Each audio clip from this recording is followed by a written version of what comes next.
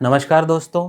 अक्सर हमारे urology OPD में सिर्फ यूरोलॉजी संबंधी समस्याएं ही नहीं, कुछ अलग बीमारियों में भी यूरोलॉजी के अंगों यानी जैसे पेशाब की थैली, पेशाब संबंधी दिक्कतें मरीजों को होती हैं। तो कौन सी ऐसी बीमारियां हैं जो खासकर रीढ़ की हड्डी से रिलेटेड हैं, जिनमें कि यूरिन संबंधी समस्याएं हो सकती हैं? इनके लक्षण क्या होते हैं और इनका प्रेजेंटेशन कैसा होता है, लक्षण कैसे होते हैं और कारण क्या होते हैं? इन्हीं सब बातों के बारे में हम इस वीडियो में बात करेंगे। रीढ़ की हड्डी की समस्याओं की अगर मैं बात करूं तो सबसे पहले जो सबसे कॉमन है स्लिप डिस्क की समस्या।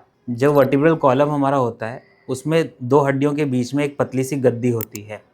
यह गद्दी अगर अपनी जगह से खिसक जाती है तो इसको हम स्लिप डिस्क की समस्या कहते हैं। इसके अलावा कुछ मरीज वो होते हैं जिनको रीढ़ की हड्डी कमज़ोर है, फ्रैक्चर्स हो गए हैं, ऑस्टियोपोरोसिस है या स्पॉन्डिलाइसिस है, या उनको कोई रीढ़ की हड्डी का इन्फ्लेमेशन है ना, एंकलाइजिंग स्पॉन्डिलाइटिस है, या रीढ़ की हड्डी में कोई चोट लगी है, स्पाइनल कॉर्ड ट्रॉमा हुआ है। ऐसे मरीजों में विभिन्न प्रकार से यूरिन संबंधी समस्याएं होती हैं। ये समस्याएं क्या होती हैं, क्यों होती हैं और कैसे प्रेजेंट करती हैं, मरीज को क्या तकलीफ़ होती है, इस वीडियो में हम इसी के बारे में जानेंगे। पहले तो मैं बात करूं तो ब्रॉडली वैसे तो कई तरह से ये मरीज प्रेजेंट करते हैं, लेकिन ब्रीफ रखने के लिए मैं ब्रॉडली 3-4 समस्याओं के बारे में आपको बताऊंगा। पहले तो वो कैटेगरी के मरीज हैं जिनका पेशाब की थैली जो है स्लिप डिस्क की वजह से ओवर एक्टिव हो गया है। ओवर एक्टिव का मतलब ये होता है कि पेशाब की थैली जो हमारे नियंत्रण में रहती है नॉर्मल मतलब आम तौर पर, यानी हम जब चाहते हैं तब पेशाब की थैली सिकुड़ती है और उसके अंदर का यूरिन शरीर से बाहर जाता है, वो अनियंत्रित हो जाती है। इसका मतलब कि वो कभी भी सिकुड़ती है, ऑटोमेटिक हो जाती है, अपने आप से कभी भी सिकुड़ती है। इसको हम न्यूरोजेनिक डेट्रूजर ओवर एक्टिविटी कहते हैं। तो ओवर एक्टिव ब्लैडर जब हो जाता है तो ऐसे में मरीज को क्या लक्षण होते हैं? मरीज को जनरली बार बार पेशाब जाने की इच्छा, दिन में या रात में। अगर आप रात में 2 बार से ज़्यादा पेशाब करने उठ रहे हैं और दिन में 6 या 7 बार से ज़्यादा पेशाब करने जा रहे हैं, तो ये आपकी फ्रीक्वेंसी पेशाब की ज़्यादा है नॉर्मल से। इसके अलावा पेशाब करने की एकदम तीव्र इच्छा, मतलब पेशाब लगी तो तुरंत भाग के जाना पड़ रहा है और इसके पहले कि हम टॉयलेट पहुंच रहे हैं यूरिन लीक हो जा रहा है, जिसको हम अर्जेंसी और अर्ज इनकॉन्टिनेंस कहते हैं। तो ये समस्या over active bladder neurogenic detrusor over activity में देखने को मिलती है।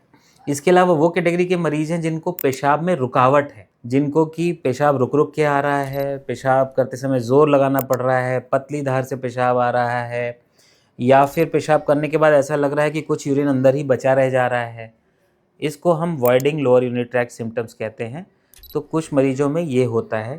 ऐसा इसलिए होता है क्योंकि पेशाब की थैली कमज़ोर हो जाती है। पेशाब की थैली को सप्लाई करने वाली जो नसें हमारे बैक से आ रही हैं, रीढ़ की हड्डी से आ रही, स्पाइनल कॉर्ड से आ रही हैं, वो सही तरह से काम नहीं कर रही हैं दबाव के वजह से, और उस वजह से पेशाब की थैली कमज़ोर हो जाती है। इसके अलावा इसी का एक्सट्रीम केस, पेशाब की थैली इतना ज़्यादा कमज़ोर हो गई है कि पूरी तरह पेशाब रुक गया है और रिटेंशन के साथ पेशेंट आ रहे हैं, यानी पेशाब के या ना पेट के निचले हिस्से में भारीपन, पेट फूलना, दर्द होना और पेशाब पूरी तरह से रुक जाना, इस तरह की प्रॉब्लम भी मरीजों को होती है। ऐसे में जब मरीज हमारे पास आते हैं तो सबसे पहले तो एक यूरिनरी कैथेटर यानी पेशाब की नली हमें डालनी पड़ती है, जिससे ये रिटेंशन रिलीव होता है। उसके बाद ही आगे का इलाज होता है। इसके अलावा एक चौथी कैटेगरी के मरीज भी हैं जिनको कि पेशाब की थैली से जो है रिटेंशन यानी होल्ड करने की कैपेसिटी ही चली गई है, यानी कंटिन्यूस उनका यूरिन लीक हो रहा है।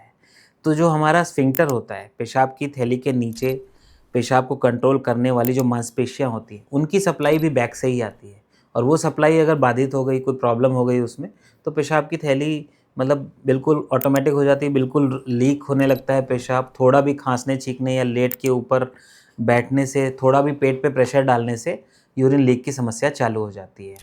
तो इस प्रकार से आज हमने जाना कि स्पाइनल कॉर्ड से संबंधी जो दिक्कतें हैं, slip disc trauma, spinal cord trauma, इनके मरीजों में पेशाब संबंधी दिक्कतें होती क्यों हैं और मरीज कैसे हमारी ओपीडी में आते हैं।